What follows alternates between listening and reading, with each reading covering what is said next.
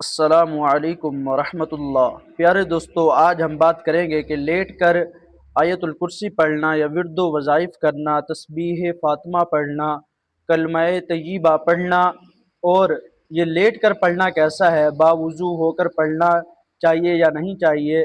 بہت سارے لوگ اس میں غلطی کا شکار ہوتے ہیں، جس کی وجہ سے وہ ذکر و اذکار کرنے کے باوجود بھی مشکوک ہوتے ہیں اور سوچتے رہتے ہیں کہ کیا ہم نے صحیح کیا یا غلط کیا۔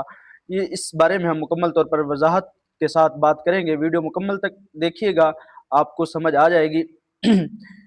پہلے تو اس کی فضیلت سمجھ لیتے ہیں کہ درود پاک پڑھنا، کلمہ طیبہ پڑھنا، تسبیح فاطمہ پڑھنا، آیت الکرسی پڑھنا، سورہ بقرہ کی آخری 2 آیات پڑھنا، سورہ حشر کی 2 آیات پڑھنا، ان کے اجر اور ثواب کے بارے میں جانتے ہیں۔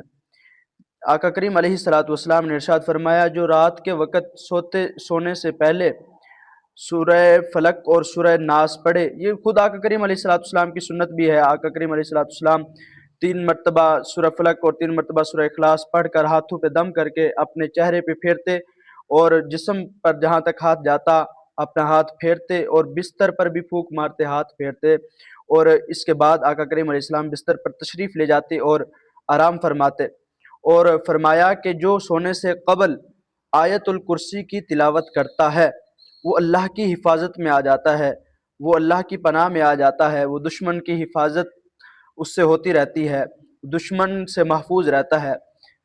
اسی طرح کا جو خلاصہ ہے وہ ملتا ہے روایات میں۔ حضرت عمر فاروق اعظم رضی اللہ تعالی عنہ فرماتے ہیں کہ جو بندہ جو سورہ بقرہ کی آخری آیات ہیں 2، وہ پڑھنا بھول گیا، گویا وہ خسارے میں اس طرح کا ملتا ہے۔ تو یہ سورہ بقرہ کی آخری 2 آیات پڑھنا، ان کی بہت زیادہ فضیلت ہے، اور اسی طرح سورہ حشر کی آخری آیات پڑھنا، ان کے بارے میں بھی بہت ساری فضیلت موجود ہے روایات میں۔ یہ پڑھنا چاہیے، اور یہ پڑھنے سے بندہ رات کو شیطان سے محفوظ رہتا ہے، رات کو ڈرنا، ڈرونے خواب دیکھنا، ان ساری چیزوں سے محفوظ ہو جاتا ہے، اور بندہ جو ہے وہ اللہ کی پناہ میں آ جاتا ہے، وہ سکون کی نیند بھی کرتا ہے، اس کا آرام پھر اس کی عبادت بھی بنتا ہے۔ اور جو بندے وضو ہو کر سونا، یہ سنت بھی ہے، اور باوضو سونے سے بندے کا ہر سانس جو ہے وہ عبادت میں شمار ہوتا ہے، جو بندہ باوضو سوتا ہے۔ اور عشاء کی نماز باجماعت پڑھنا اور صبح کی باجماعت نماز پڑھنا، اب اس رات کے وقت میں آرام کرنا، یہ ساری رات عبادت کا ثواب ملتا ہے۔ جی ہاں، بالکل، باجماعت نماز ادا کرنا، یہ پوری رات یعنی کہ عشاء کی نماز باجماعت پڑھنا اور صبح کی نماز باجماعت پڑھنا، اس درمیان جو سارا حصہ ہے رات کا، یہ بندہ اگرچہ سوتا رہے لیکن یہ عبادت میں شمار ہوتا ہے۔ اور اسی طرح آقا کریم علیہ الصلوۃ والسلام نے تسبیح فاطمہ جو ہے، یہ آقا کریم علیہ السلام نے اپنی پیاری شہزادی سیدہ کائنات سیدہ فاطمہ الزہرا رضی اللہ تعالی عنہا کو یہ تسبیح عطا فرمائی، اور مولا کائنات مولا علی شیر خدا کرم اللہ تعالی وجہہ الکریم کو بھی یہ تسبیح عطا فرمائی، اور اس کی بہت زیادہ فضیلتیں ہیں۔ مولا علی رضی اللہ تعالیٰ عنہ فرماتے ہیں، مجھے آقا کریم علیہ السلام نے یہ تسبیح عطا فرمائی اور میں کسی بھی جنگ میں شکست میں نے نہیں کھائی، تو اس کا مطلب اس میں طاقت بھی ہے، اس سے بندے کے سارے دن کی تھکان دور ہو جاتی ہے۔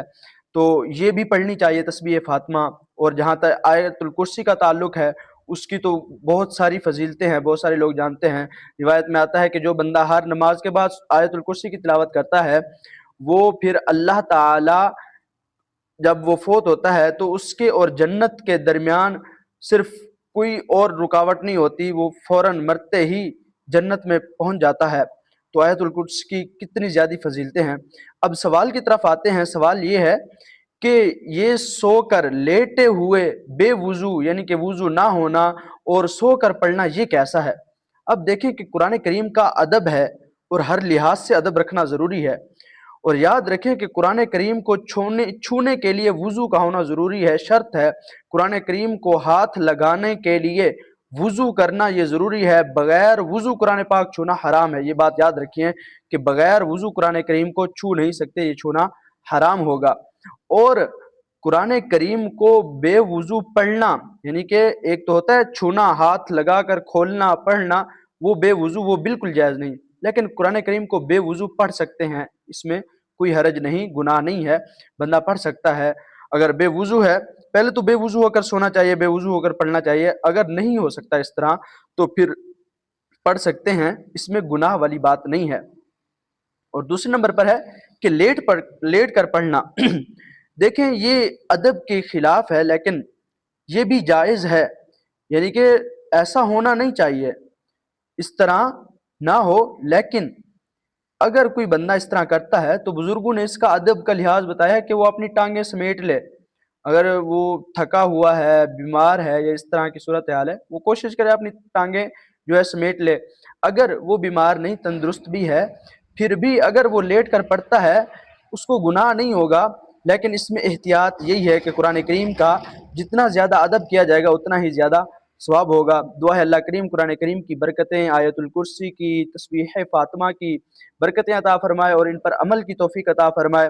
مجھے دعاؤں میں یاد رکھیے گا، اپنی خاص دعاؤں میں جب آیت الکرسی پڑھیں تو مجھے بھی دعاؤں میں یاد رکھیے گا، اور اس ویڈیو کو لازمی طور پر شیئر کر دیجیے گا تاکہ جو دوست احباب سنیں وہ اس پر عمل کریں، اور اللہ تعالی ہم سب کا حامی و ناصر ہو۔ اور اس ویڈیو کو اگر آپ پہلی مرتبہ دیکھ رہے ہیں تو اس کو سبسکرائب بھی کر دیجیے گا۔ اللہ تعالی آپ کو جزائے خیر عطا فرمائے۔ السلام علیکم ورحمۃ اللہ۔